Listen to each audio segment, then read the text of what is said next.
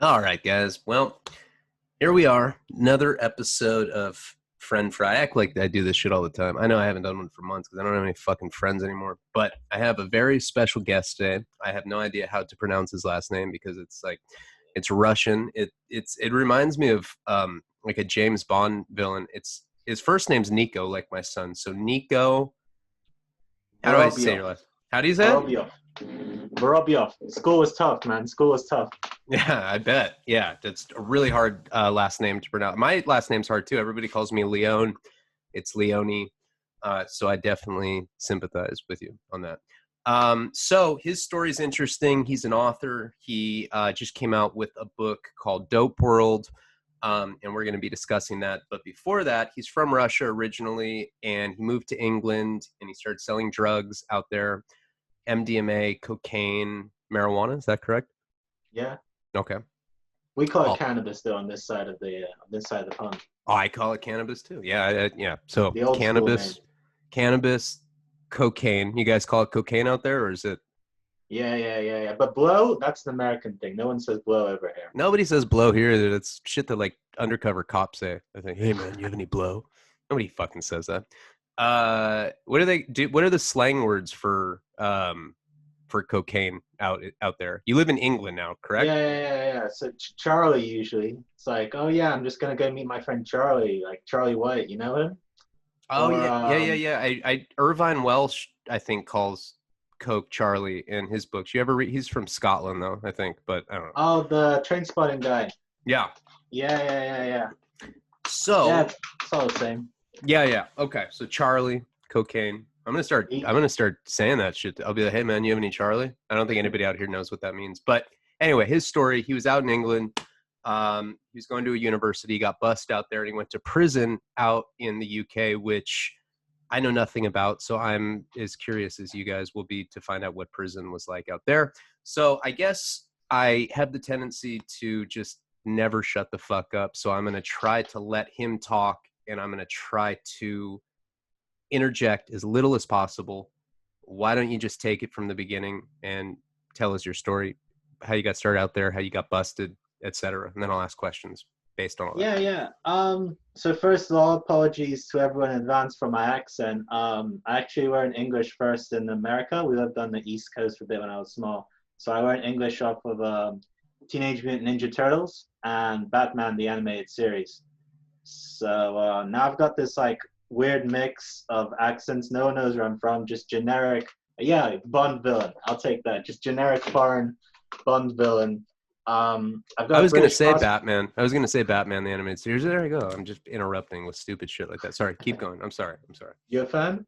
Yeah, Batman the animated series. Yeah, I watched it all the time Mark when I was a kid. Hamill. That was And the joke for me. Teenage Mutant Ninja Turtles. Except I don't like the newer stuff that they did, but I like the first couple movies and I like the TV show from back in the day. I haven't seen TMNT for about 20, 25 years now, so I forgot. I just know I learned English from them. But anyway, yeah, let's not get sidetracked with that. So yeah, I was always because we moved around a lot when I was small. I was always like the new kid at school. I could never fit in very well, and I guess I was looking for somewhere to fit in, and that got me into the rave scene. So like where I was living in England, it's near a city called Bristol, which is like the drum and bass capital of the UK, or it was back then. And also, it's the ketamine capital. It's probably like a complete coincidence. But anyway, so every weekend I'd go out to these raves. I started selling MDMA there mainly, and I actually got stabbed at one of these, which should have been like for any like normal person, that should be like a wake up call. Like I'm in way in over my head. I should get out. You But got I'm an stabbed at a idiot. rave, Yeah. like like by a plur person. Do they say plur Um, out there? Peace, love, unity, respect. no, it was definitely the more kind of wearing hoodies and make off with your stash kind of person. Wow. Oh, okay. But they do have those people out there, right? They have Oh like the plur yeah, for people. They have sure. the okay. Keep But going. someone has to sell them the drugs. Yeah, So like, there's always the rough drug people. Sure. yeah. It's actually kind of a funny story. I mean, it's not funny. It wasn't funny then, but it's funny now, like looking back at it a little bit. So basically, I got jumped. I had a knife on me. They managed to take the knife off me and stab me mostly in my leg, but also in my arm and my side. I didn't think they were trying to kill me. I think they were just trying to make sure I couldn't get back up again and chase them once they robbed me or whatever. But I was so like pumped up on adrenaline, and also I'd taken some shit called 2CB, which is like some crazy mix of like I've acid and taken it. ecstasy. I've taken it's horrible. Fucking weird ass high. I've taken it. I've taken that and Yeah, yeah. 2CI. It's like a yeah, I don't know. It kind of feels like mushrooms, but it's more designer-ish and I don't know, it's nauseating. I felt Like really speedy nauseous. shrooms. Yeah, it's a weird drug. They have that out here though. They have 2CI and they have 2CB. So that does Yeah, exist. yeah. Designer drug. Yeah. All right, go on. Sorry. But I didn't even know I got stabbed until hours later, just because of all that, because I was high and because of all the adrenaline and shit. I only worked that out once it was already daylight. So we were already walking back to back to the train station, catch a train back home. I could hear this like coming from my shoe. I look down and just like the whole left side of my body is just red. And that's Jesus. when I thought, right, maybe I should go see someone about this. This isn't the normal state of affairs. But then I fucked up again because I actually took a taxi to the hospital, and a taxi cost me about $5. But I should have just called an ambulance, then it would have been free. Well, where'd you get stabbed? Like what part of your body? What was like the worst stab wound that you had gotten in that incident? Like the worst ones are on my, like the ones on my arm, like they weren't really stabs, they're more like slashes. But I got like one small stab, like on one of my ribs. So an actual like a hole, like it was actually punctured down there. I think it hit the rib pretty quickly, so Okay. like it didn't get very far. Okay. But the main ones were on my leg, and like there's actually like a hole. There's three holes in my leg. So Wow. like two in the front and one at the back of the thigh. So who like okay, so when people stab you out there, so out here in California or in the United States for that matter, Yeah, you don't really have I mean, I guess there's some unsavory characters at raves, but you generally don't see like gang members there or anything. Were these yeah. people that had stabbed you gang members? Is that a big problem out there? Was it rival drug people? Like why did they stab you and what was it Oh, over? I'm still not getting because I was selling MDMA and they wanted a piece of it. They Oh, just okay. wanted like Okay. a piece of the action. So like they basically they lured me out into a corner, and like I told you I was on that 2CB shit, so I wasn't like I didn't have like a straight assessment of the situation. These are blatantly some dodgy guys. And at first they were saying that like, oh yeah, why didn't we want to like buy this off you? And I was like, yeah, okay, whatever. And then they were like, oh, why didn't you just give it to us? And I was like, fuck you. And I pushed one of them out of the way, and that's when they all piled on me at once. So it was 3 against 1. But it didn't hurt at the time because you were on 2CB. Is that what you're saying? Yeah, that and also the adrenaline, The just the adrenaline, adrenaline of sure. being in a fight. Sure. So I didn't even realize. I just went back to the party afterwards. I just like I was pissed, obviously, but like I still managed to hang on to my phone, so it wasn't like a total loss. But so like I just went back to the party, went back to like angry dancing, and then I only clocked that I'd been stabbed like 2 hours later. So I must have just been walking around this party bleeding everywhere. Jesus. So that's how you Yeah, guys yeah. do it in the UK, huh? That's right. Yeah, it's Right. not just tea and crumpets. So then what happens? So you go to the hospital and what happens over there? Did you tell them what Um, had happened? I mean, like, okay, so in America, yeah, when things like that happen, people tend to not be honest all the time. Like I've had friends that have been I have friends that have been shot and yeah. they still they'll go to the hospital and try to "Oh, I don't know how this happened. Like what do you mean? You have a bullet hole in you and people lie to it. How does it work out there? I mean, are you liable to get in trouble with the law at this point or like what do you Um, tell them? no, I told them I got stabbed at a party, but I didn't say where or what party, and I gave the complete like a different description of the attackers and stuff. Did they So know the you were guys on 2CB? yeah, I kind of left that part out as well. Yeah. But What then are they go they ahead. they cooked on because I didn't sleep all night and I was still kind of coming down from the other stuff. So like I wasn't the most like coherent liar then. It's like they tried, like over the next few weeks, they kind of kept like pressing me, like showing up in my house and calling me up, asking if I wanted to give a statement. And like, I think at the end they just kind of gave up. They realized they weren't going to get any straight answers out of me. My How parents, though, that was a different story. how illegal is 2CB out there? How illegal are how illegal are drugs in general? Like, I mean, if you're under the influence of something like that, can you get in trouble for it? If you're in possession of a designer drug like that, can you get in trouble? Like, I don't even know what the laws are out that way. So like you can't I think like having it in your system, it's not a crime unless you're like a pilot or something and you're about to fly a plane or something like that. In Really? which case, good. Yeah. But I think just like That's a law having I fucking agree with. I mean, that's I yeah, rarely side with with law enforcement when it comes to drug laws, but that one seems reasonable. pilots on 2CB. Yeah, you don't want to do that. Yo, What was that? It was breaking up a little bit. My internet sucks. just okay. What's that? Uh-oh. Did we freeze? God, I just can't get a good connection ever when I do these. It really sucks too. All right. Try to talk. Let's see if it works. Sometimes it glitches out for a second. I think like you're frozen. I'll just talk for a little bit. So. Oh, No. there we go. We're back. All right. Maybe I can like later I have an editor that can that can kind of like take the Put rough some ads in the middle or something.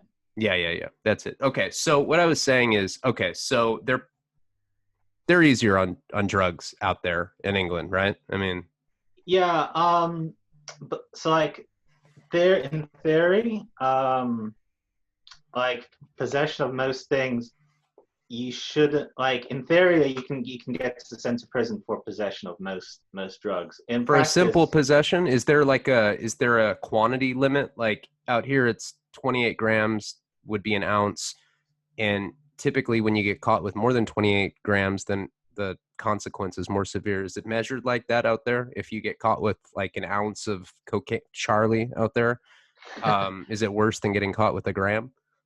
I'd imagine. yeah, but I've heard of some people arguing that an ounce was for personal use and they actually managed to get away with it. But I It's a think valid argument. Yeah. it's not like hard and fast. I think it's a lot of it's up to like the police's discretion. So we have some like local police departments who basically like decriminalized like on their own. So it's just like their own local policy that they won't charge So they don't like press enforce it. criminal charges That's over because it's below a under certain their amount. discretion. Okay, so it's under their discretion for particular areas. Police Yeah. and some places don't enforce drug laws. What you're Yeah, saying?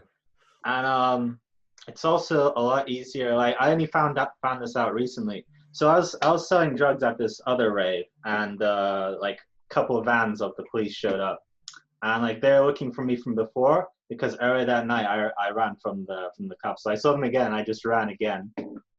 So they were onto me. They caught up to me. As I was running, I still had like an ounce of weed in my pocket. So as I was running, I was just like throwing out the bags into the bushes. But I kept one bag just to like give them a reason why I was running away when they finally caught up to me. But I also had like a gram of coke in my wallet, which I'd forgotten. I forgot I even had it. So they arrested me for both of those. But then, because they didn't have any evidence, they ended up releasing me. Even though I had the cocaine, it was like, so I got a caution, which is like an official warning from the police, but I didn't get like charged. But then I found out that same year, something like 80% of Black people in London did get charged for just like having possession, just like a couple of grams of cocaine. So Okay. So there's systemic racism out there too.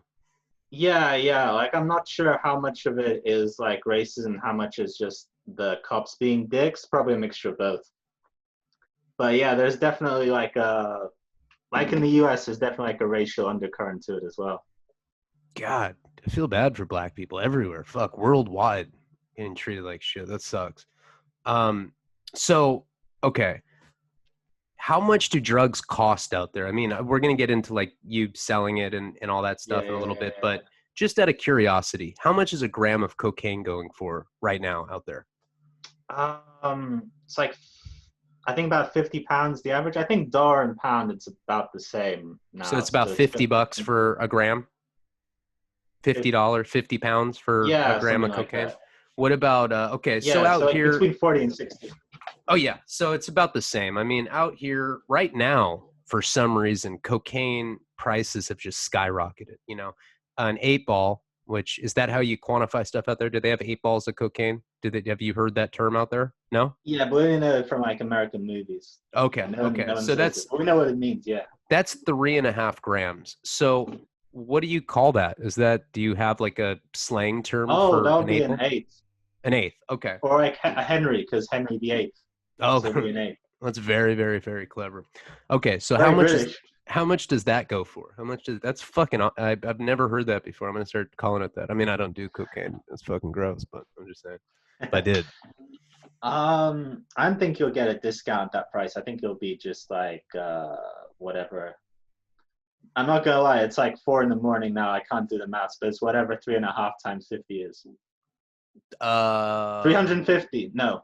no, Is it? 200, 200, 200, Yeah. 200. Well, I don't even know. But anyway, an 8 ball of cocaine, a Henry of cocaine out in Yeah. But an ounce of cocaine would be about 2 grand. really. Or between 2 and 3, like depending on the quality. Yeah, it's about $1,000 here now. Typically, like cocaine, the prices used to be pretty set in stone a while ago. I mean, for a good, probably from like 2000 to 2012, 2013, it was $600 for an ounce of cocaine out here. Now it's Yeah. 1,000, 1,200. I know people are selling an eighth right now for $250, $300. When I was growing up, they were $80, $100, $120. It's really gone up quite a bit as a result of the pandemic. Have you seen drug prices go up out there because of that? Because of COVID? Um. So what's happening here? It's like everything's like the prices are about the same, apart from one thing which I'll get into in a minute. But like the prices are the same, but like the quality's gone shitter. So like Mm. the weed from your dealer, it's gonna have more stems, more seeds in it than it would normally. Even if it's supposedly high grade, you're still gonna be plucking out the occasional stem. And coke's getting cut more, but the prices are more or less the same. The one thing that's changed is ecstasy is now crazy cheap. I guess because Really? no one's buying it. Like there's no raves going on right now. No one's going clubbing right now. Well, I So mean, but people still have sex, don't they? have you ever tried having sex on ecstasy, dude? It's I like, only have sex on ecstasy. Wait, what? I mean, I dude, they should give only you a medal, man. every time I do ecstasy, I have sex. That's like the point of it. See, nowadays, I'm a dad. I don't go to raves. I don't do shit like that. But I do take ecstasy and I have sex with my chick. So what? I mean, but yeah, that's like a pretty common thing. I'm not in like, I've struggled every time. oh yeah, yeah, yeah. I mean, out here, I'd say that I mean maybe that's just a difference in culture, but I know Mm-hmm. that in America, ecstasy is not just considered a club drug. It's definitely considered a sex drug. I know that like everybody I know looks at it that way.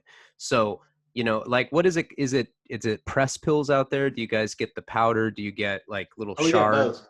Okay. So yeah, But I mean, the pills are cheaper, definitely.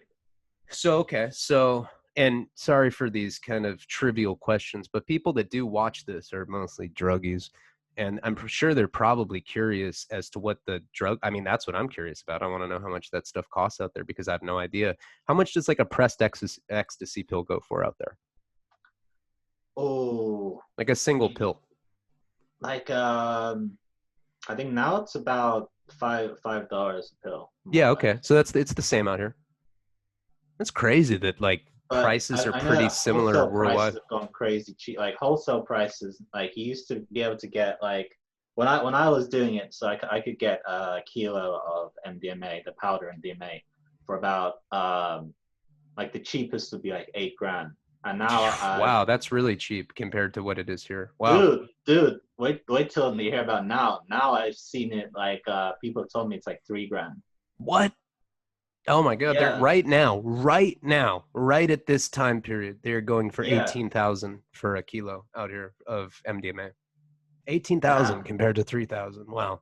Not telling anybody that they should be selling ecstasy, but it sounds like it's a really fucking good time to do that. Jesus All Christ, about the that's cheap.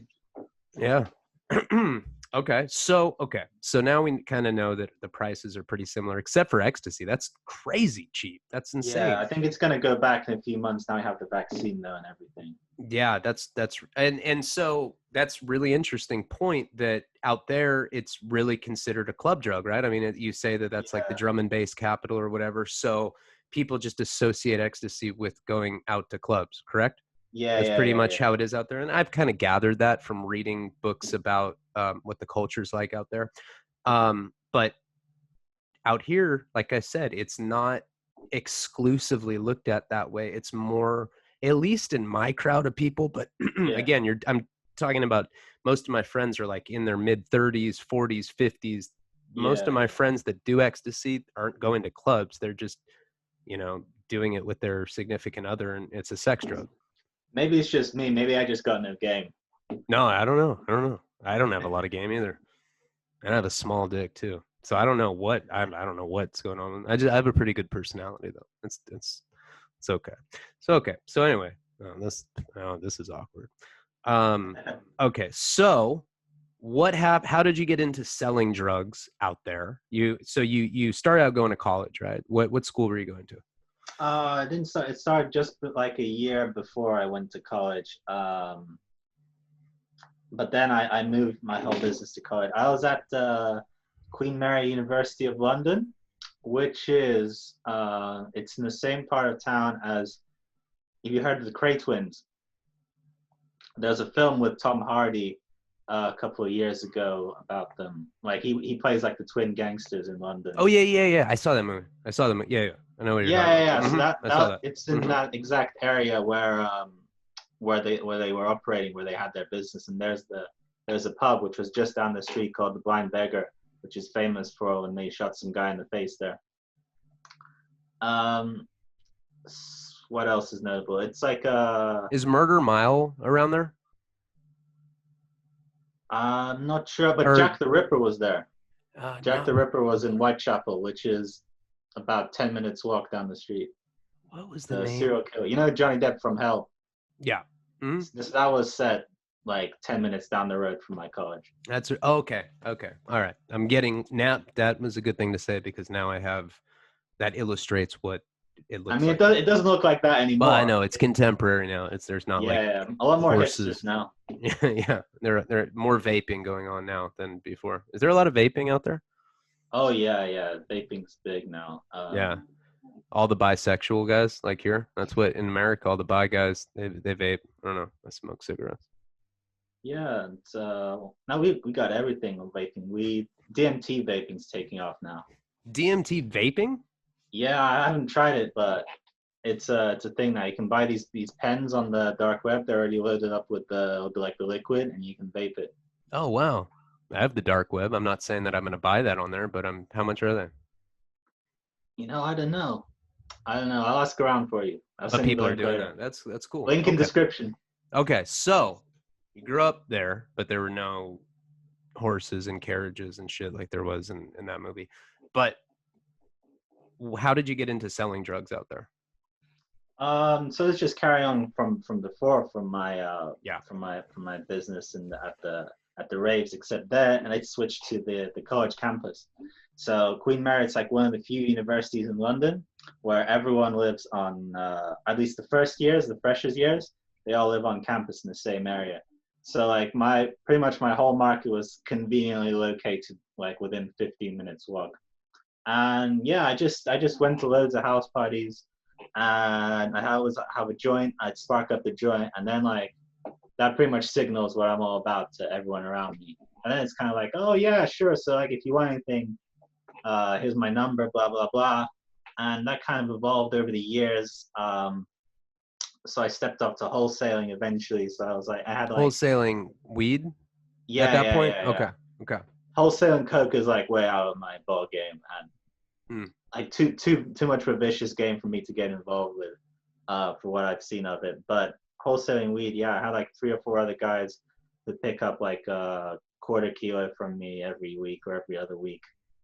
So I wasn't like mega loaded, but I was doing okay. I was probably like the single biggest dealer on the campus.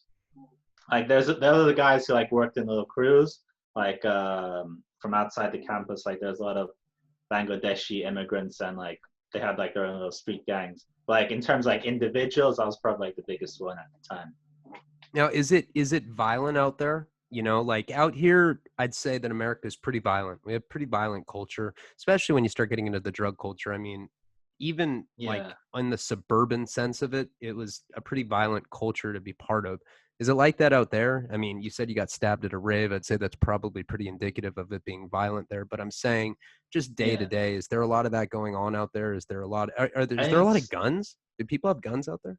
there's guns, but they're rare, and they usually cost a lot of money. So like I've seen guns going for about 2 grand if it's like unused. But Jesus. if like someone's like shot someone with it already, then obviously like because you're implicating yourself when you're using it, then the price goes down. So you can get one of those for like 400, 500 maybe. Hmm.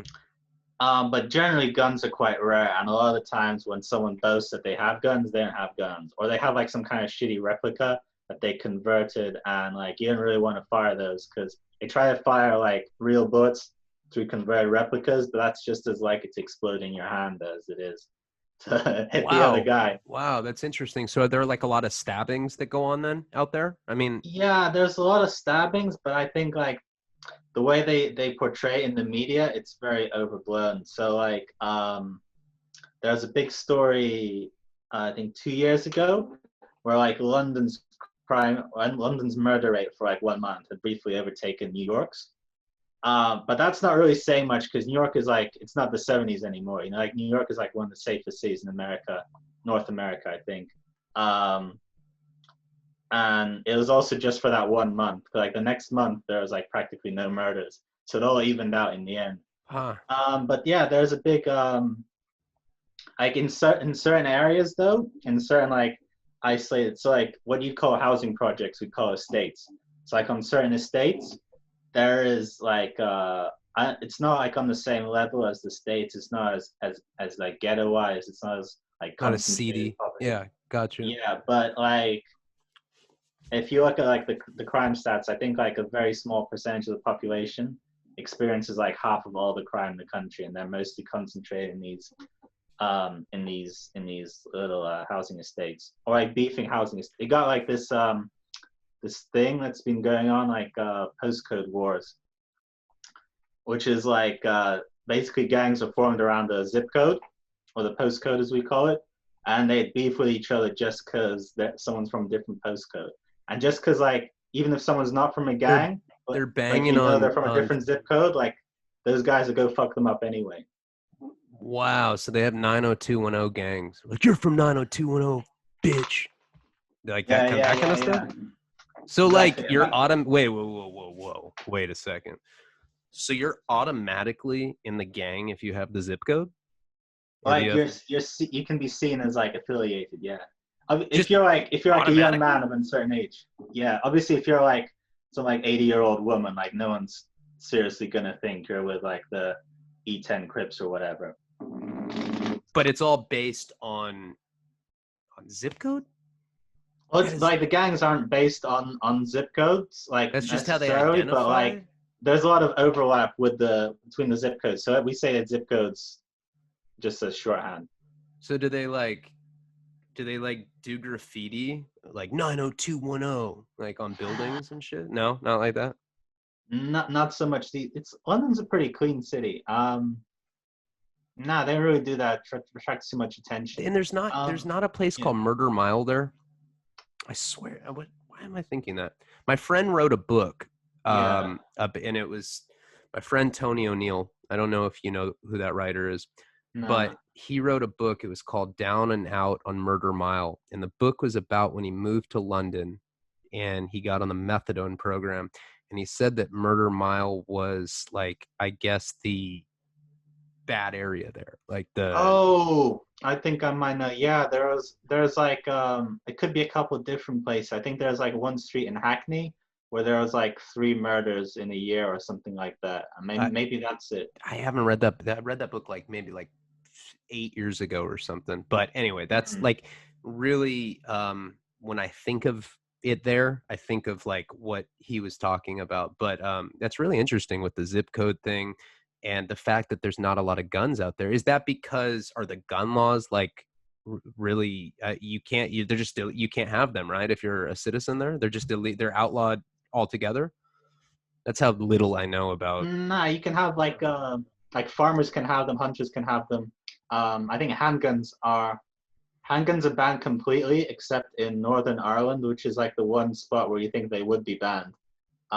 That's like the where they had the war with the IRA and everything. They're all just wasted Irish people just shooting people, right? They're all just drunk. Catholics, Or, Protestants, yeah, all that old that's school kind of shit. that's kind of a generalization, but it's true. I Um, have a little Irish blood, and that's why I'm a dope fiend. Anyway, so but it's also like because the UK is an island, or two islands technically. The British Isles, whatever. So it's like a lot harder for any weapons to get in. Whereas like on the continent, even in France, like it's like someone firing AKs makes the news a lot more in France. Like I've never heard of someone firing Kalashnikovs in the UK, it's just but it's in that's France, like fascinating. Another world. Wow. yeah. Do you like? Have you been here? You grew up on the east. You spent some time on the East Coast, or were you Yeah, saying when the I was East? like 5 or 6, and then Oh, I okay. came back when I was like 18. But I came back with my mom, so like I couldn't really go out drinking or anything. So do you guys watch American politics and stuff on TV? Are you like is like yeah, I mean, does it seem like some like crazy reality show to you guys from afar? I can imagine from an Yeah, outside, or does it not like on television a lot? Or do you guys see a lot of like our news there? yeah. No, we have a lot of it. We've been seeing as much of Agent Orange as you. um, but it's kind of weird from the politics standpoint. It's kind of weird that Joe Biden is considered by anyone to be like left wing. I don't consider him left wing. He's like center right. I consider our entire country far right. He's Yeah, Republican light, and then the Republicans are I don't even they're even further right. No. I think that a lot of people, at least people that actually know political theory or understand what the political yeah. continuum consists of, knows that we're a right wing country, and it's really shifted to the right. Even the centrists here are incredibly right wing compared to other parts of the world, for sure. I mean, Yeah, it's yeah, not a yeah. leftist place at all. Yeah. Here it's like fairly right wing now, but we do have like a good mix of parties. We have like Labour, who are like the socialists, basically.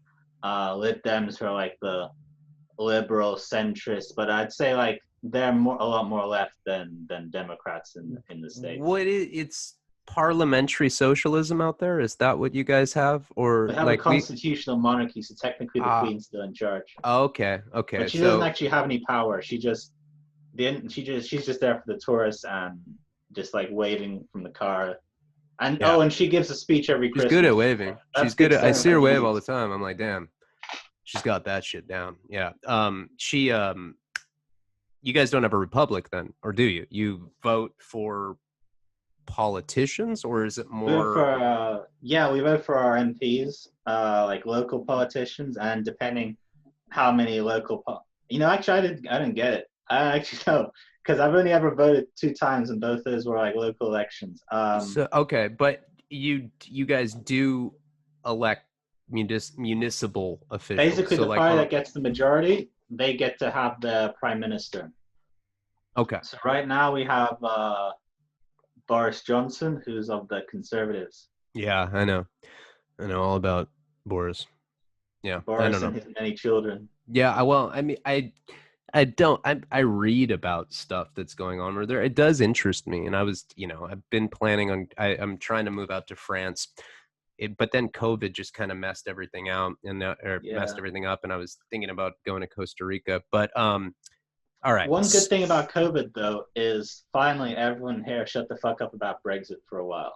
I was so happy because like Brexit, like that, we had the vote like 4 years ago, 2016, and since then it's been going on and on and on. Nobody really cares anymore. Nobody's happy. Not the people who wanted to stay, not the people who wanted to go. And like last year, I got so sick that I went on a trip to Africa because I thought Africa of all places, like no one's going to be talking to me about Brexit. And I get into a taxi in Mombasa, and the first thing the guy says is, "So, what do you think about Brexit?" I was like, "God damn it! Damn, in Africa, huh? It's Damn another our place I worldwide want to go. media." I want to go to Kenya. Yeah, it's wild, man. Hey, let me ask you something. Is there nudity on commercials out there? That's what I heard. I heard that like you'll just be watching like a beer commercial and there'll be like boobs. Is that true? Nah, but I saw that in France. Oh, France. That's Yeah, see, yeah, yeah. that's how like I'm like, oh, it's all over there. It's the same So it's thing. all Europe. Yeah, it's all Europe. No, yeah, I mean, so that's cool. But do they shave their armpits? Is that I don't know. That's what they said in Home Alone that they don't shave their Yeah, yeah, that's armpits. a thing. That's a thing. That's a thing? No way. In England too? Yeah. Really? Why? What about the bush? Do they have bushes out there? I mean, I've heard of them. It's Yeah. like a rumor. Yeah, they're But I haven't extinct here. seen one. I heard that like some asteroid came to the United States and completely eviscerated all bushes. So we don't have them anymore. I mean, They are I've fairly seen them in powerful. magazines and shit, but I've never seen one in The person. old magazines from the The 70s. old pre 9/11. Yeah, for sure. All right. So let's get to you getting busted. I know that I interrupt and I'm just not a good interviewer, but I'm gonna kick back. I'm gonna let you tell me how that evolved, what happened, because I have tons of questions to ask you specifically about prison out there or about being locked up in England. So Sure. So as you know, like there's a big difference between like someone like people like us and the cops in that besides the fact that we don't obey the law, we have to be lucky all the time, whereas the feds only have to be lucky once. So all it took was one fucking stupid mistake. So I was gonna go meet this like a gay friend of mine to sell him some MDMA. This is why I'm not homophobic, because the LGBT community were like among my best customers, and I wish I had more of them. But anyway, so I was on my way to this gay club with some MDMA, and I didn't actually have that much on me. I only had like 3 grams, but they're in half-gram wraps, so it looked like I was carrying 6 grams. And I actually got off at the wrong metro station. So one thing that the cops like to do, or they like to do back, I don't know if they still do it, probably, but like they like to stand on top of the escalators on the metro with like their drug dogs, and it's like an easy way for them to rack up arrests without actually doing much work. They just catch them as they come up. damn, So scandalous, and people complain out here. Jeez, that's fucked up. So they just stand there, and anybody that smells like drugs are like, all right, you're going to jail. That's it, really? yeah, all right. I don't even think they even have to smell like drugs. Anyone who's like suspicious, because I'm sure that they can just train their dogs to sit down on cue. Anyone that's black, that's how it is here. Yeah. If anyone's, they're so fucking racist out here. I really don't like that about America, and it sounds like it's the same there and at a lot of other places. Just the racial profiling, it's crazy. And I get, all right, let's keep going. Sorry, I didn't mean to become a social justice warrior. Sorry, who cares? So I got to the top of the escalators, and sometimes you can, depending on the metro station, you can kind of play it as if you're going to a different platform when you see the cops. But there was no exit there. So I had to just, like, I saw the dogs, and I figured, like, dogs are only going to be good for about 20 minutes max before because how long is a dog's attention span realistically going to be? How long are they going to play that game? So I was kind of hoping that the dogs are just there for show at this point, and I could just I'd take my chance and walk through. Because if I suddenly ran back down the escalators, you have 3 grams MDMA on you on your yeah, way in my back pocket. on your way to the gay club. All right. Yeah. I got you. And so then I got stopped, and then they found my 6/3 grams. I didn't know if it was the dogs. Or if because like I smoked weed and I sold weed earlier that day, maybe I still have like a bit of weed scent on me, or maybe they just kind of set it up so like the dog would sit down and they had because they just wanted to search me anyway. I don't know. Um, but anyway, I got taken straight to the station. I wasn't allowed my one call in case I might tip off my housemate who Oh, register they everything in the give you toilet. one call out there. All right. All right. I Yeah, see. yeah. I see. I wonder who did So that first. Here I or got thrown into a cell, and then I was locked up, so I didn't know any of this happened. But apparently, my housemate he ordered pizza just before the 5-0 came, and the pizza man and the feds arrived at the same time. So there's like a very confused pizza man looking at the cops taking away these massive bags of like cash and weed. the feds are the cops out there, or are Yeah, they that's like that's some slang we took from you guys. So like any cop that we don't have FBI or anything like that, but any Okay. cop you can Okay. say he's a fed. Okay. So explain to me this. When you get arrested, how does it go down? Like, do you go to a jail and do you go to a drunk tank? Is it the same as here? You go into a general holding tank with a bunch of different people. There's a pay phone in there. You can use the call, or is it different than that? Are you in a cell by yourself? How does that work when you Yeah, first yeah, get arrested? you're at least when all the times I've been arrested, I've always been in my own cell. Okay. Uh, So they put you in, there's a bathroom in there? yeah, but you didn't want to use it. No. Okay. Is it like just a hole in the ground?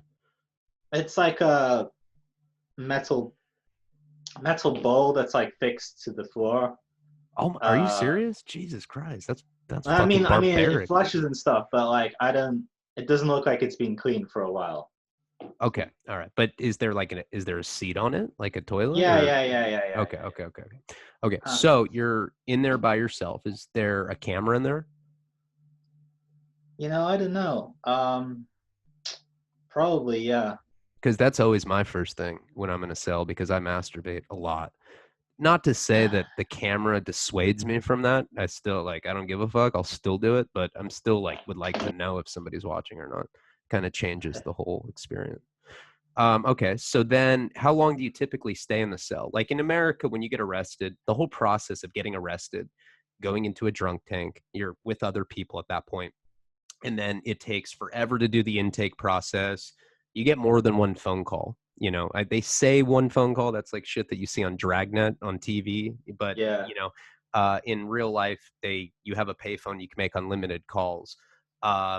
And then typically booking, depending on where you are, takes, I don't know, 10 hours, 12 hours. Is it something similar there? Yeah, first I just want to go back to jacking off for a second. Okay. It's We're, one of we're going to my, skip ahead in the story a little bit, but there was one guy, before I forget this later, there was one guy in jail, had a thing called, so we call jacking off wanking in the UK. wanking. Yeah, It's a great fucking term. I'm going to just start calling it that for the fuck of it. Okay, go keep going. so he had a thing with the guards, he called it danger wanking. So he pressed the alarm on his cell, like when you're like committing suicide and like you have like a second thought about it and like you want to get the guards or like you're being beaten up by your cellmate or whatever. You have like this alarm so you can call the guards. So Yeah. he presses the alarm and then he tries to finish just before they come. He Wow. tries to So come before they come. okay. So he plays chicken. That's what's up, man. That He sounds, was trying to, I remember he was trying to get it to be like a thing in the prison, but he was the only guy doing it. that sounds like a really cool, that sounds like it could be like a whole televised kind of, I don't know, event or something. That's insane. So wanking, Like a Japanese game show. I'm yeah. Well, I think that would, considering all the shit they put on TV nowadays, I think something like that would actually be marketable. But okay, so we got the wanking thing out of the way. That's cool. Yeah, yeah. Anyway, Uh, back to the cells, back to the station. Um, yeah, it usually takes about 8 to 12 hours. I did get my call eventually after they already ransacked my apartment. Um, but I didn't want to call I didn't have a lawyer at the time. I didn't want to call my parents because like in the extremely remote chance I might somehow be able to get away with this. I you didn't call just my yeah, you parents. don't want to blow your load like that. I get it. Okay, I've been there. Yeah, yeah, yeah. So I just called one of my friends. We talked about Django because Django had just come out in the cinema. So we're just talking Great film. about Great movie. yeah. Mm. And I just tried to drag it out as long as I could. Yeah, but then they let me go because like in the UK Do you you have get bail? bail like Is there bail out there? Can you yeah, bail but it's out? free. Um, Bail's free? yeah, so like you can just go unless you're like obviously like Charles Manson or like an escape risk, then they just kind of let you go until your court date. So that's what I got. I had about a month and a half to get my affairs in order, and then I went inside. But again, I still didn't tell my parents. So I tried to make up this whole story where there was this Indian chick I kind of had a crush on. So I tried to make it out to them as if she had like an arranged marriage, but we like lived together to some remote country in Southeast Asia where my parents wouldn't be able to find us. I love that you Obviously, do. You, this you plan did not work at all. And like two weeks into my sentence, I got a letter under my door from my mom, like, "Oh son, how are you? We've been like, we didn't know where the fuck you've been for like the last month."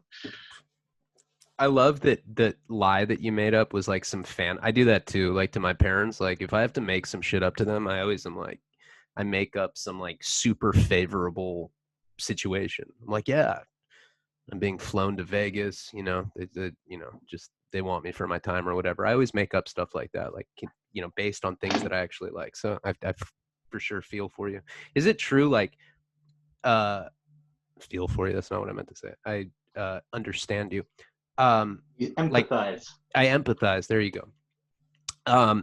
Like when you go get sentenced out there, is it like in Train Spotting where they're like wearing wigs and shit, and like Yeah. Ewan It really McGregor's like like, that. with God's help, may I get past this terrible affliction or whatever the fuck he says. But I love Yeah, Train Spotting. It's like that there yeah. for real. So they're like up on like some crazy ass like high chair with a wig on, and what's that like? Oh, dude, like, so I pled guilty pretty much straight away when I realized that I was screwed. I still didn't tell my parents, but I was kind of hoping Well, that what for maybe three I'd get like grams? a suspended sentence or something. For three Or, grams of Molly no. or Oh of shit, MDMA? I left out a big part of the story. Yeah, So I like, was what? like, I just Not remember not some three gay yet. No, they club went and back to my apartment. They found like a couple of grand in cash, there we go. like a kilo of weed, Okay. about an ounce of MDMA powder, and like a couple of grams of coke, which they like. I didn't think it was enough for dealing, but I figured because they already got me for dealing all the other stuff, they just added on the dealing coke charges. But one Right. thing that was fucking funny in my hearing was the guy said, the prosecutor said they tested my cocaine and it was like 82% pure. And then like my housemate who was there with his friend, he turned to him and he said, "You can accuse Niko of a lot of things, but you can't accuse him of selling good coke." That's what's up. That's funny. I like that. So, were you And the fucking looking? the prosecute the my I didn't have they took all my money, so I couldn't afford my own lawyer. So I had one of those shitty like court appointed lawyers. Hmm. And he was actually so bad. He was actually making the situation worse. He was like pretty much telling the judge, "Oh yeah, he comes from like a really middle class background. He didn't need to do this at all." So like, there goes my kind of desperation defense, and Hmm. like it all fell on the prosecutor, who I now have like a grudging respect for. So the prosecutor actually stepped in, and he said all the kind of like mitigating circumstances. He was the one who brought up that I was like in the middle of my university degree. He was actually defending me. The prosecutor was like attacking me and defending me at the same time, whereas my Really? lawyer stood by, didn't do shit. Well, yeah, and they do like that whole like, duality thing where you have things going for you, but you made some mistakes because I want to think that any system of law would be more prone to give somebody an opportunity to not go completely fuck their life up by going to prison if there's actually a chance that they're not going to recidivate and keep making the same mistakes. So, it Yeah. sounds like that was the case with that. Were they offering, I mean, so, I'm coming at this as from a place where I know nothing about the legal system out there. Is Yeah. it like in America? Okay, so it sounds like, I think you had touched on this earlier, there's not like mandatory minimum sentences, correct? It's discretionary upon the prosecutor and the judge, correct? So Yeah. it's But not like, there are guidelines which they generally follow. but they don't have to, right? yeah, then there's been some weird cases. Like there was like I think it was last year, some chick who was like in medical school. She stabbed her boyfriend, like not fatally, like just wounded him. But she actually got off on the grounds that she was a promising student. That was the judge's justification for giving her a suspended sentence. So she got off completely for stabbing her boyfriend. Was she good looking? Yeah. Well, I mean, I don't know. I was just curious. I was just like imagining the stabbing and everything. Why Okay, so couldn't I anyway, get a gay judge? yeah, seriously. Did they know that? I mean, I would have been like, dude, I was going to a gay nightclub. So what? Just casually drop that in. I'm surprised that your public defender or whatever they're. What are they called out there? It's not a public defender. What is it? It's the Lord Justice, whatever. What? Jesus, that sounds like sounds super fucking serious. Lord Justice. What? Okay, so, see, and that's one of the problems with the American justice system is that we have mandatory minimum sentencing, so therefore they don't take into account mitigating factors. When I got caught with a half pound of heroin, they gave me 5 years because that's the mandatory minimum. I had to, that was the best I could do. And that sucks, you know, that it doesn't matter that I was completely sick with addiction. I'm not saying what I did was okay, you know, in hindsight, I can look and see how many lives I destroyed. And it's definitely something that I regret doing, but would have never occurred if I wasn't sick and sticking needles in myself 20, 30 times a day at that moment. I was sick. You know, I had a disease of addiction. And to sustain that addiction, I chose selling drugs because in my mind, I thought that that was better than, you know, getting butt fucked for money or, you know, robbing banks or whatever. I mean, there's a number of things I could have done that, I don't know. It would have been worse. I don't know. I think getting butt fucked worse than what I was doing. So anyway, prison. How does that work? So they give you a month when you get arrested. They basically let you go, correct? They let, like, pretty much, unless you're Charles Manson or a flight risk or whatever, they let you go by yourself. Your name's like Muhammad or something, right. And then you come back, and then is it like here you have to enter a plea, so you have to say that you're guilty. What is it there? Do you say innocent or guilty? You enter the plea. Well, you can kind of tell the prosecutors in advance. So I told the prosecutors in advance that I was going to plead guilty because like I couldn't really argue. My best tip was like mitigating factors, and also I got a bunch of like professors and shit to write a letter for me. I don't want to get. What have you done to your cigarette? I'm putting it out so my girl doesn't smell it and be like, "What are you doing?" She gets mad. It's really cold. And she doesn't watch this show. No, she doesn't. She hates it. She's like, "You're a hack." I'm like, I know, I am. I suck. All right, so explain prison. What's that like? What's it like going to prison in England after Lord Justice lays the sentence down on you? We had so I was in two prisons. The first one was like what we call a category B. So that's like a holding prison where they work out what they're going to do with you. And like, it's like full of dudes who've just been sentenced or they're about to be sentenced. It's like they're the guys who didn't get bail. So that's the equivalent to jail out here. Okay. Right. So out here it's jail, or if you're in the federal system, I've been in both, but if you're going to state prison, you're in a jail first. And then you would go to a reception center for prison where they figure out where to ship you. And then you actually go to the main line, which is like the main prison you're going to go to. In federal situation, you're in federal detention while you're fighting your case, even after you get sentenced, and then they send you off to prison. So what you're talking about is the equivalent of like a jail, a detention center. Okay. But so that one was kind of cool. I mean, it wasn't cool, but it wasn't bad either. At that time, we had that place had TVs in your cell, and it had like 70 channels. We had satellite TV. What? That was pretty cool. And we had showers in our cell, and it was also like the most important thing. The biggest difference was that it was an adult jail as well. Whereas the next one I got sent to, it was like a young offenders. So I was 18 to 25.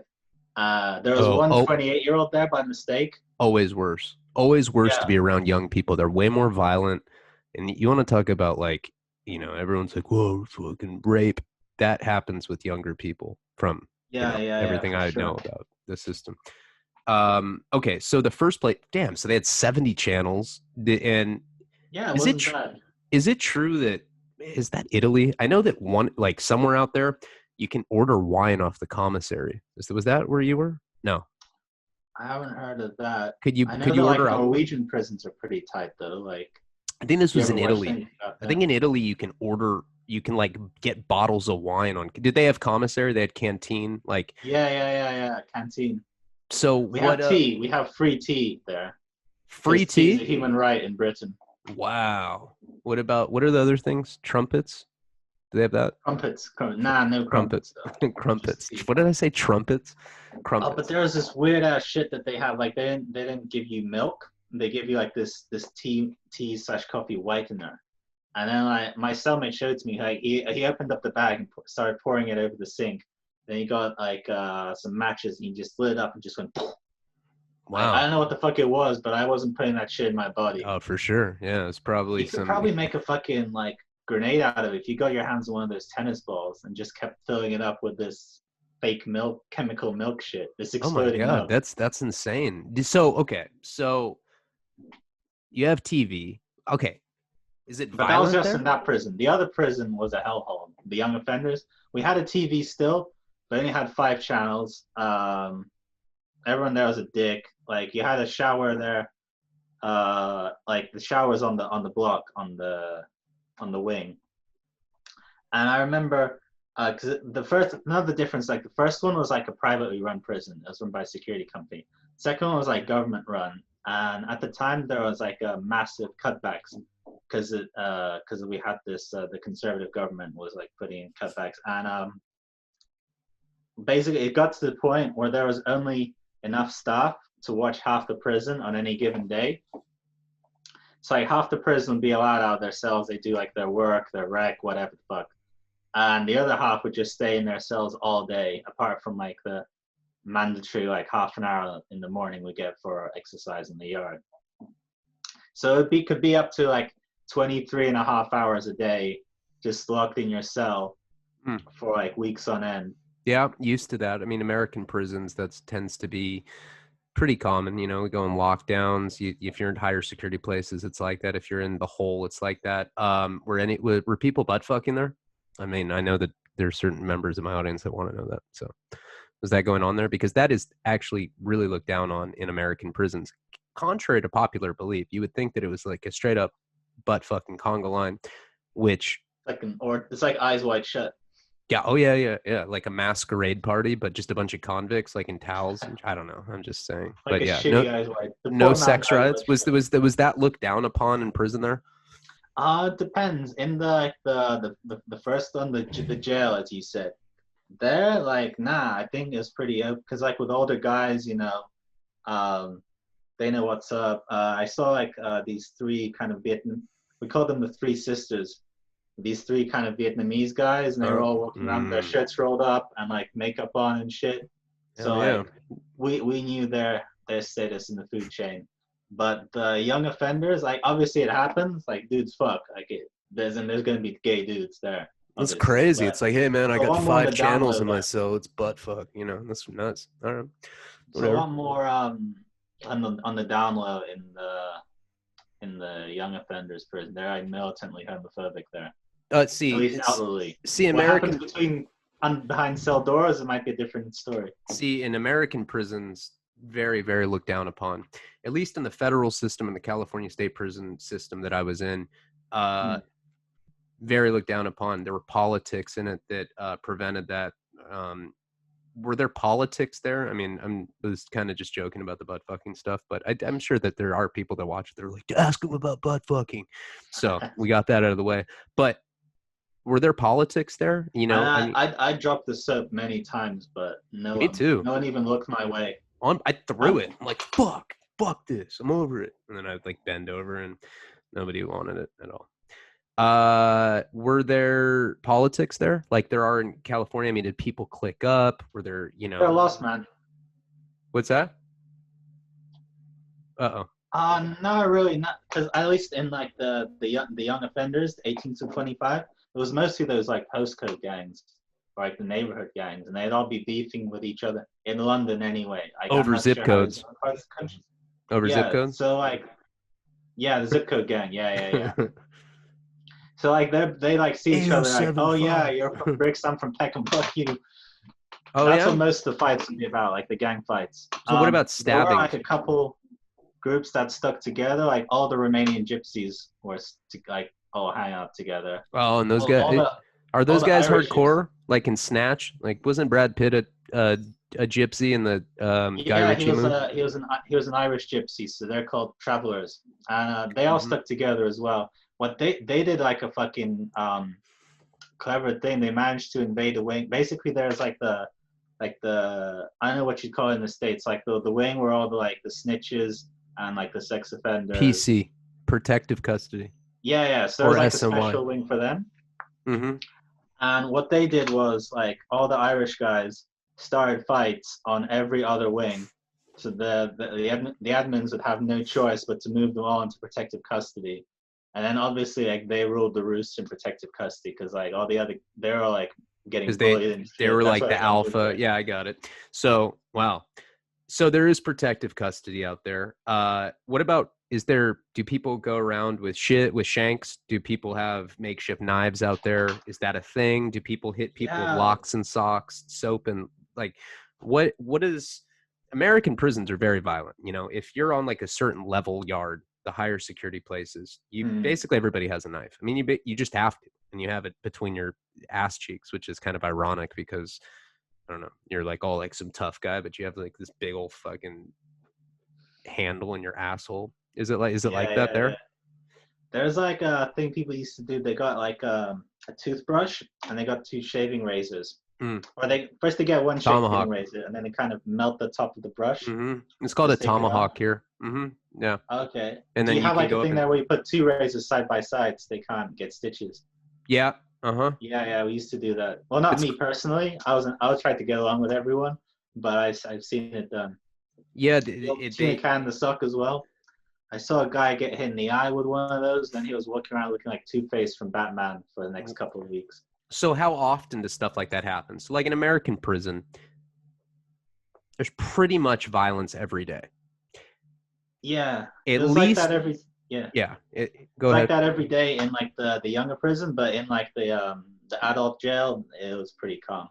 Okay. Like Yeah. they like a nice quiet ride, but in the young prison, yeah, it was kicking off every day pretty much. Were there riots there, like full blown riots, or was it just mostly one-on-one stuff?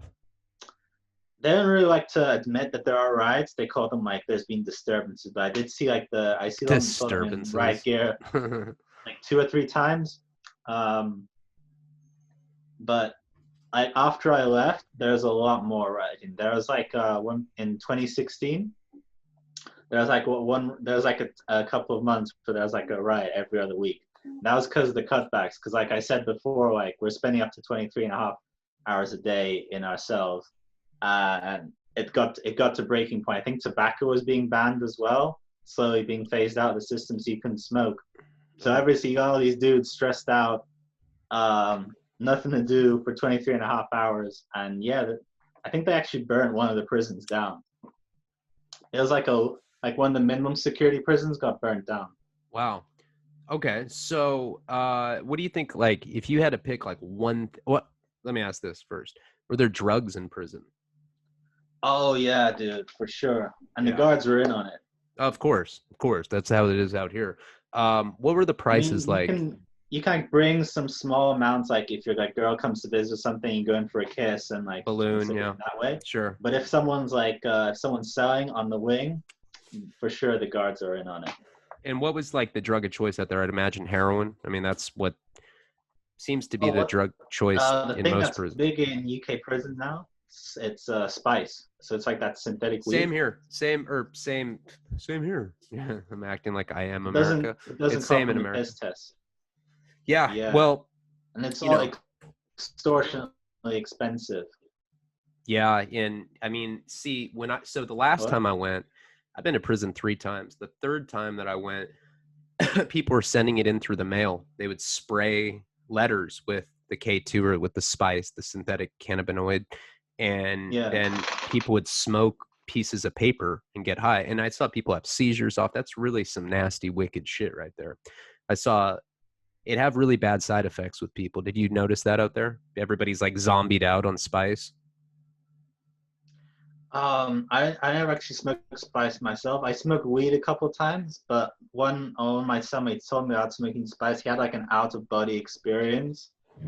And so like, he was like in a cell, like rapping with his buddies during rec, and then like he felt like he got out of his body and like he could like see himself in the third person, and he suddenly like flew back in and he just looked around everyone like, what the fuck happened? And then like everyone's like, dude, you look like a fucking zombie for a moment there.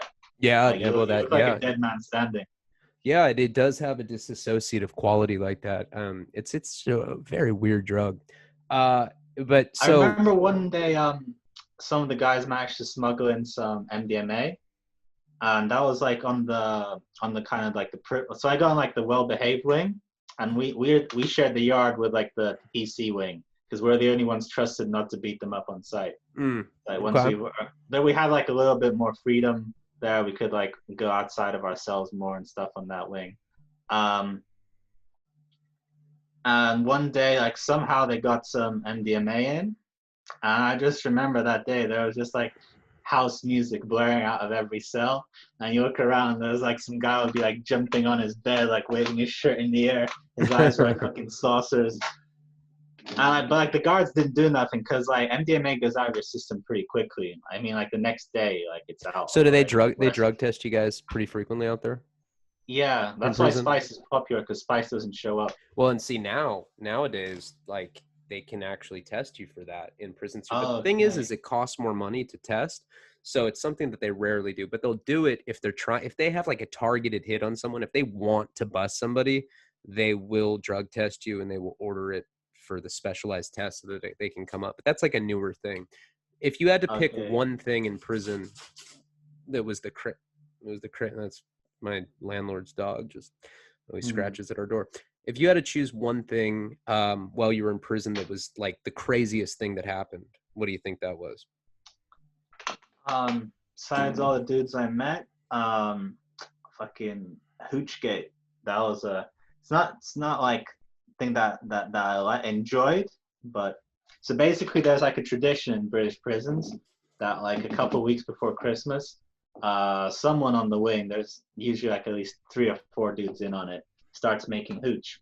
Okay. So you guys call And it you hooch get out there. That's what we call it here too. We call it pruno or hooch. Hooch as well. So you guys make wine out there. Okay. well, it's not really wine. It's kind of a shitty kind of cider. So you get like the fruit, bread, Yeah.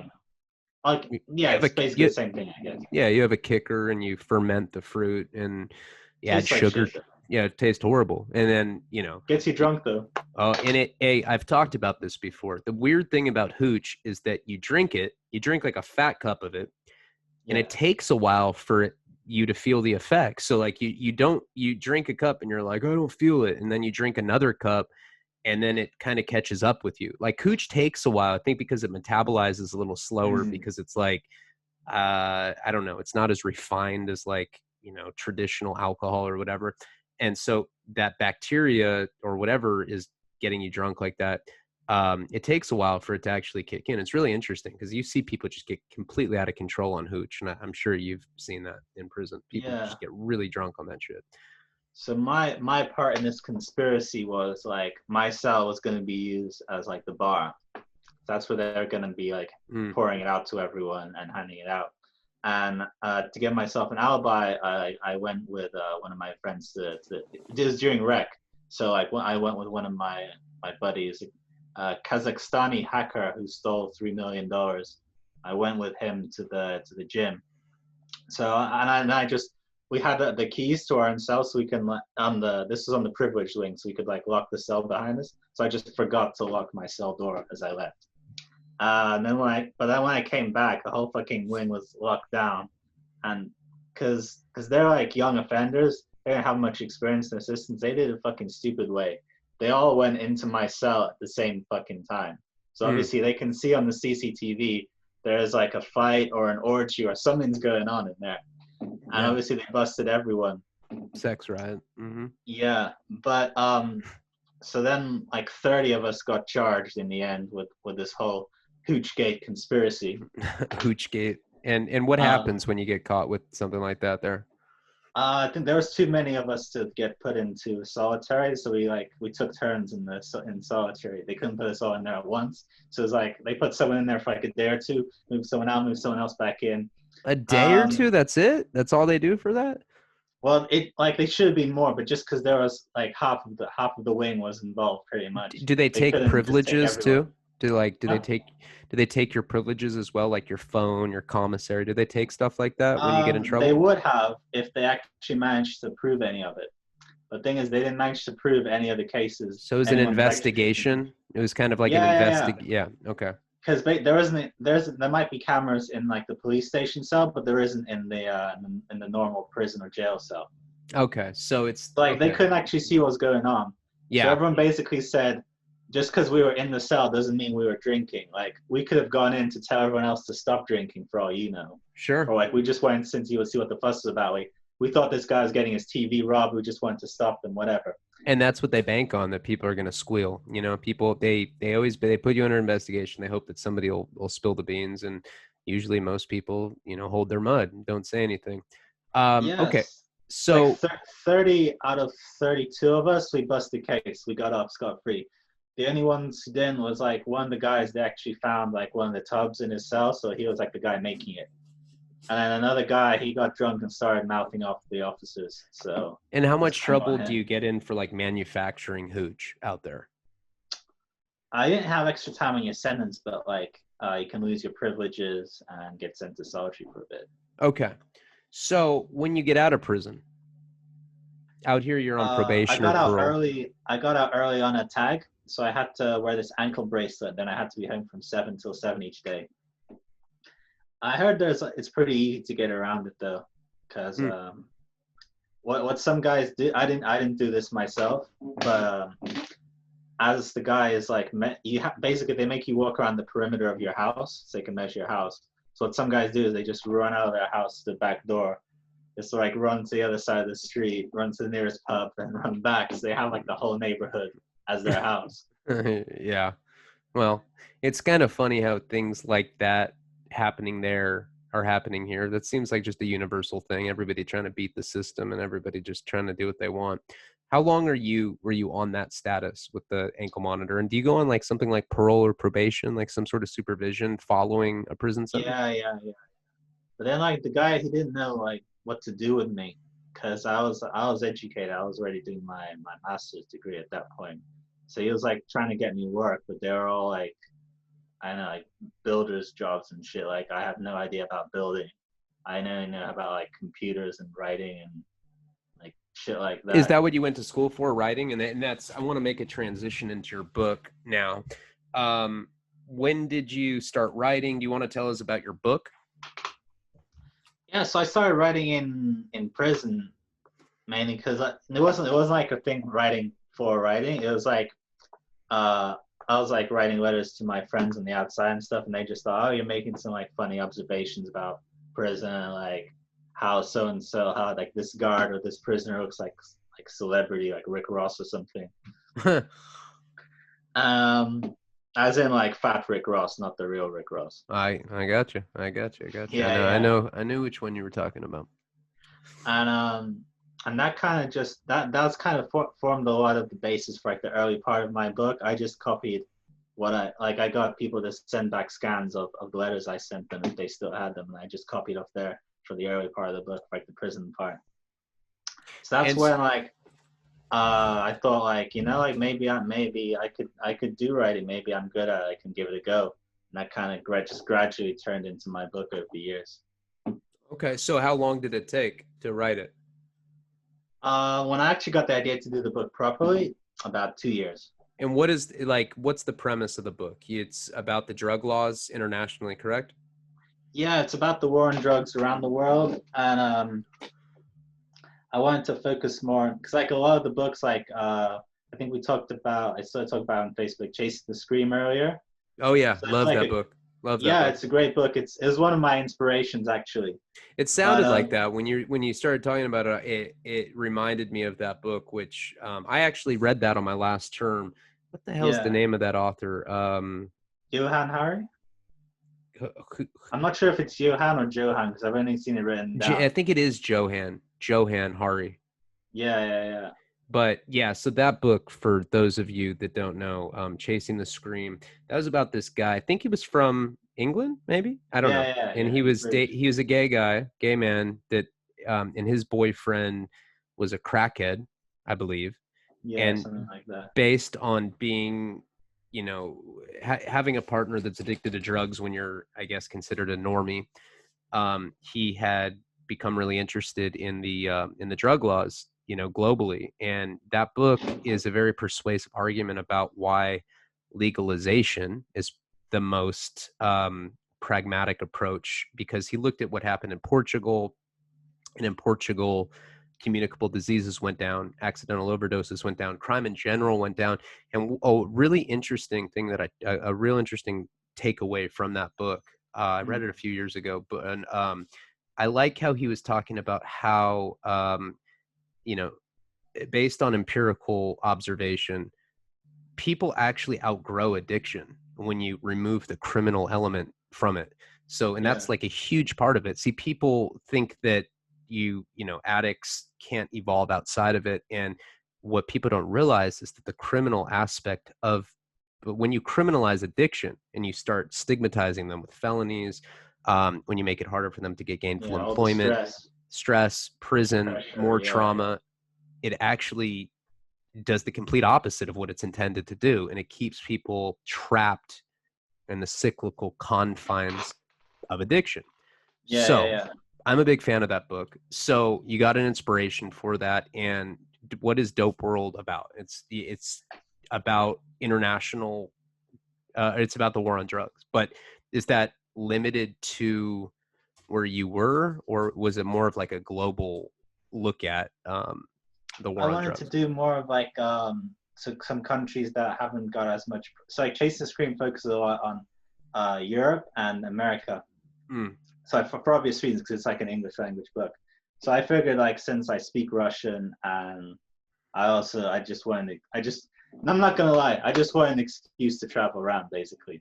So I wanted to do some countries that didn't get as much press in the sort of like war on drugs literature. So I obviously I had like I talk about the States and like Colombia, Mexico, and I went there as well. But I also want to talk about places like Iran and Russia, which have like really different kind of drug scenes, Yeah, I know or the nothing. Philippines I where know they have nothing this about that stuff. psychopath in charge right now, Duterte. I saw my first murder in the first, my so far my first and only murder in the Philippines as well. Wow. Oh, well, go on. What happened?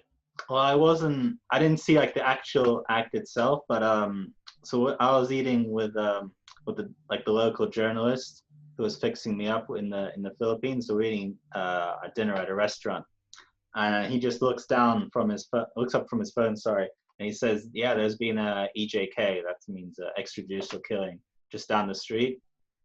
And like we left the guy who was driving us there, so like the restaurant owners didn't think we ran away. Then we just ran down the street. We saw like the sirens, everything there. I saw like a big crowd. The body had just been taken away, but there was still like blood and brains all over the floor, like big red puddle, and then like some kind of big chunks, which is like either skull or brain. And then I remember someone from the crowd just lit one candle, just like in memory of the deceased. That stuck with me quite a bit. Wow. Yeah, that's very powerful. We Wow. didn't know if it's like it was like one of the drug killings that's being encouraged by the president, like the vigilante killings, but it's like the same MO as them. So like two guys ride up on a motorbike, blast the guy in the head, and ride off. It's like the same as a lot of the so-called drug-related killings. Yeah. It sounds like how things go down in Colombia, from what I've read about it as well. Some of those like Yeah, but drive-by. in the Philippines, it's like so they're in Colombia, as I understand, like the obviously like there's some like corrupt like members of the military, the government, whatever, who are involved in Colombia, but the Philippines, they try to present it all as like a war on drugs. So it's not like a war between feuding gangs. It's like the government and like guys being paid by the government and like cops who are doing the killings.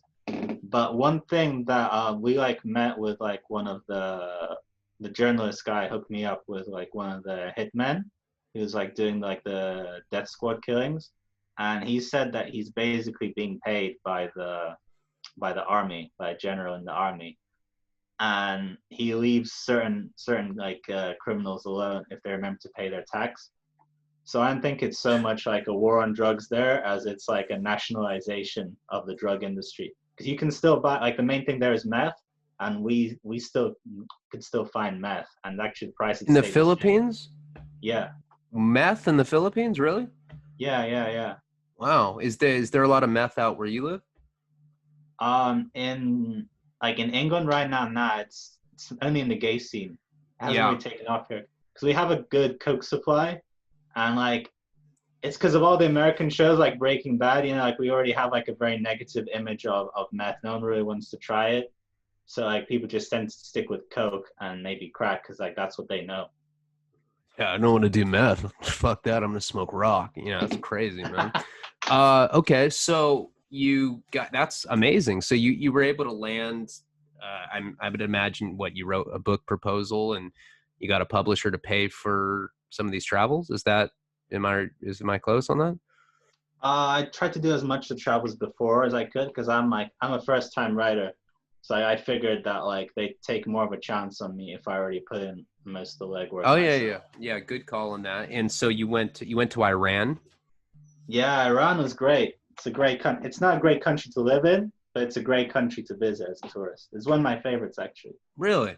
Well, it's funny how like the media, constructed, I don't know, there's like a negative connotation that with Iran. I would not ever imagine that it would be a good place to visit. But that's mainstream media just completely demonizing, a country, and there's not a lot of alternative opinions on that. But what did you like about Iran specifically about visiting it?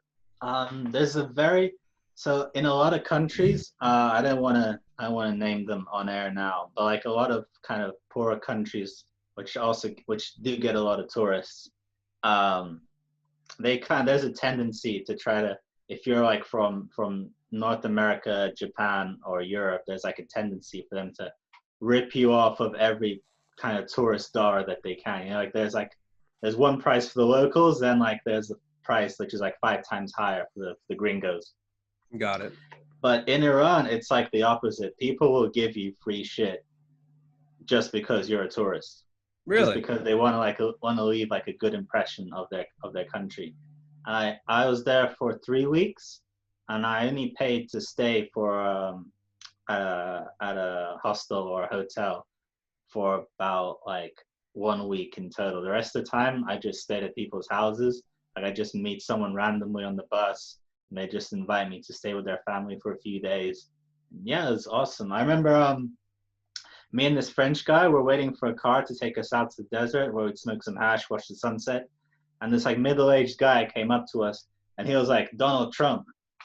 I don't know why he said that. Like maybe it's like the only thing he knows how to say in English. So we were like, and like, he just walked off. We forgot all about him. Then he came back 5 minutes later, just gave us all ice creams. Just some random guy on the street. Yeah, and there's crazy. A lot of Iranian people in the in LA. I live in Los Angeles, and there's a lot of Iranian people here. They're actually it's a really nice culture. From what I've seen, from the people that I've come across in LA that are Iranian, it's weird thinking about going over there. I've never even considered that. Is there okay, so what was the drug culture like there? So there's crystal meth in the Philippines, which is mind-boggling to me. And just I wouldn't think that would be a place where there was a lot of meth. But what's going on in Iran? Iran's an interesting one. First of all, like drinking is like an underground drug culture there, because it's a Muslim country. They have very strict Muslim laws. Which most of the people I talk to, admittedly, most of the people I talk to spoke English. They're probably kind of westernized to some degree. But most of the people I talk to, like even like religious Muslims, like they hated it. But anyway, so it'll be legal for us to drink, so it was fine for me to drink. It's probably fine for you to drink because we're not Muslims, but Muslims are like 99% of the population of Iran officially. Even though if you might be an atheist, you can't be an atheist in Iran. So if you're like ethnically Persian or Kurdish or whatever, like the government will consider you as a Muslim. So you can't drink. The one thing, there's a big Armenian community there, and the Armenians are all Christians. So the Armenians, they're allowed to have alcohol, and they're basically like the booze barons. So if you wanna get wasted there, you better call one of Kim Kardashian's nephews. Really? That's so. This is very interesting stuff to me. So, okay, so alcohol has an underground element to it there. Are there other narcotics in Iran? I mean, are people smoking crack there, or like what's? Yeah, opium is the big one. Opium. Yeah, for two reasons. First of all, it's right next to Afghanistan, so they got it straight from the source. The second reason is also because of the Muslim culture. So like among like more religious families, like drinking is like very much looked down on. It's because it's forbidden in the Quran, drinking alcohol. But the Quran doesn't say anything about opium. Of course, they don't say anything about this shit. Let's abuse it. That's yeah. It's weird. I had some Muslim friends in London, and they wouldn't touch a drop of liquor. Then like I'd see them at a rave, and they'd like snorting ketamine, popping pills, whatever. Like that's all fine according to them. Fascinating. That's crazy. So is it? I mean, what are the laws like out there? I mean, you're allowed to do opium out in Iran, or? No, it's illegal, but like it's in such a big part of the culture. Like in some parts of the country, especially in the east near Afghanistan, it's basically unenforced. Like I actually managed to smoke opium with the cops once. I didn't know there were cops at the time. Like I was just smoking opium with this guy by the riverside, watching the sun go down, and like his friend who's also smoking with us, he just pulls out his phone, just shows me this picture of him standing in his fucking uniform holding a Kalashnikov. Wow. And he wasn't an ordinary cop. He was like what they call a basij. So he's like the guy they send to beat up rioters and protesters and stuff. Wow, that's fascinating. So did you come across so there's opium out there. You know what's interesting in America? Is there opium in England? Nah, it all gets turned to heroin. Yeah, so out here in all the years of being a drug addict, I've only come across opium one time, and it was at Burning Man at that festival. You know, it's like an open drug trade place. I mean, you know, everybody it's a barter system, so everybody trades. But I remember trading some MDMA for opium, and that was the only time I ever did it. Was out there. Well, and then in Asia as well. You know, it's big out there as well. But that's interesting. I went to. What about cocaine? Is that out in Iran? I've heard of it being there, but I haven't seen it. I saw a guy smoking meth there though, and then like we saw him like smoking meth in the corner of this park, and like later we stepped out of this restaurant, and like it turned out he's like a friend of like one of my friends, and he just picked us up in his sports car. And he starts doing his best, like, Paul Walker in Fast and the Furious impression. He's driving, like, 70, 80 miles an hour down the road the wrong way. He's, like, pounding the ceiling, yelling, "I am an Iranian terrorist." I'm not sure he knew what terrorist means. And then he just doing, like, like this drift, like, when they do like, a U-turn and, like, the smoke comes out from the tires. Just at, like, the last second before we're about to smash head on into another car. Wait, so that was a wild night. So where okay, so your book focuses on everywhere, or was it just a handful of places that you put your attention on? Were you talking about the war on drugs globally? So all together there's like 15 countries. 15 countries. Over 15 countries in over 5 continents, yeah. And out of all of the different countries that you explored, that you wrote about, that you visited, what do you think was the most interesting? If you had to pick one thing, what do you think was the most interesting? out of everything that you've discovered researching this? A lot of stuff that I haven't mentioned. There's like the scene in Russia right now is pretty interesting. I wrote Russia. about some of it in my book. And then like I kind of annoyed that I put the book out so early, because like I looked into it more for Vice. I wrote a big article about it for Vice, and like the cyber drug scene. So basically everything in Russia has gone online now. Like apart from like some like addicts like selling it to their friends or whatever, like hand to hand. But like 90% of shit, it's all online. Well, But but the isn't the twist there is, censored there? Or so you're saying that like in Russia, sorry? we're talking about Russia, right? Yeah, Now we're yeah, yeah. talking about Russia. Isn't you have access to the? Does people just normal civilians have access to the internet there? I thought they didn't for some reason. Or am I thinking of North Yeah, yeah, Korea? yeah. They do have the internet North in Russia. Korea, yeah. It's not that bad there yet. Oh, I don't know. I don't know. That's But how like uninformed I am. I heard that they have the internet there, but that it's censored. That there's like certain things that you can't access or something there. I don't know. Could be yeah, wrong. that happens sometimes, but it's not like the worst country I've been for that is China. Like China, everything is Mm. blocked I've been to apart from China. Chinese sites. Yeah, I've been to China. But I was there Like in Google doesn't work. I was there in 2002. It was just a different world there.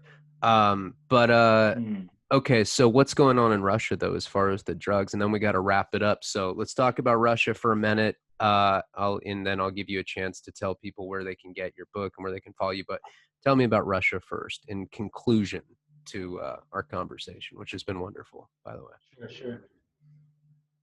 In conclusion, yeah. So the interesting thing about Russia is when you order on the dark web here. Mm-hmm.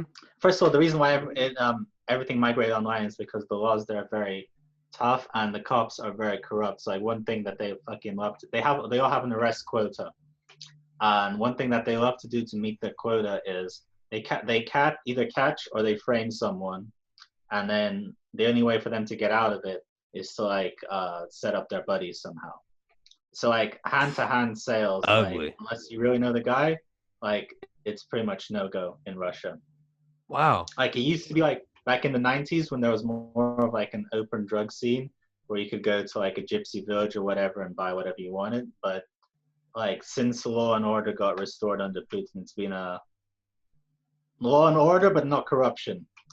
Obviously, massive corruption goes on under Putin. But with the internet, what happens is when you order something on the dark web here, or in Europe or in America, it just gets delivered to your house, right? Yep.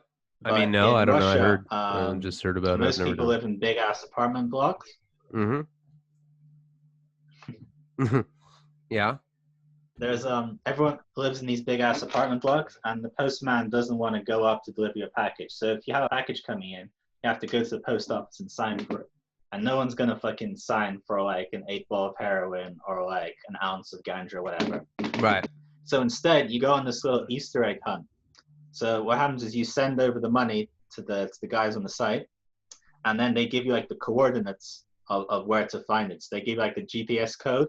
It's usually like in a park somewhere. They give you directions, and they even take pictures and like draw little arrows on Microsoft Wow. Paint showing you which way to go. Wow, that It's is like a little fucking Easter egg hunt. fascinating. That's fascinating, man. Jesus. Wow. Okay.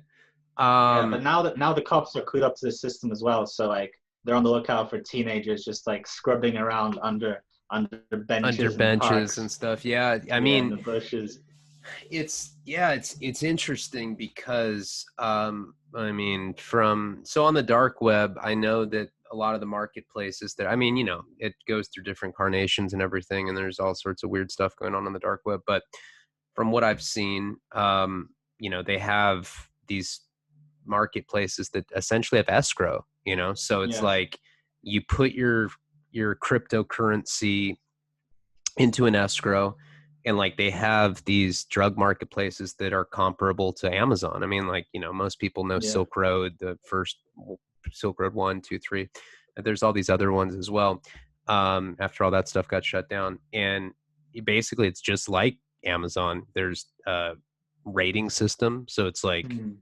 you know, pure Colombian cocaine, Yeah, $100 a gram, yeah. and you Five pay. stars. Yeah, 5 stars, and then there's like reviews, and someone's like, "It made me shit. It's cut with laxatives," or whatever it's gonna say, and then you purchase it with crypto. So you use Bitcoin or whatever. A Yeah. lot of they're taking Litecoin. They're taking some altcoins now as well, and then you buy the drugs, and then there's an escrow account that they put it in. So I'd Mm. imagine out there they give you the coordinates for where the drugs are located. You know, it's underneath this pole or something and at a park or whatever Yeah, it is. yeah.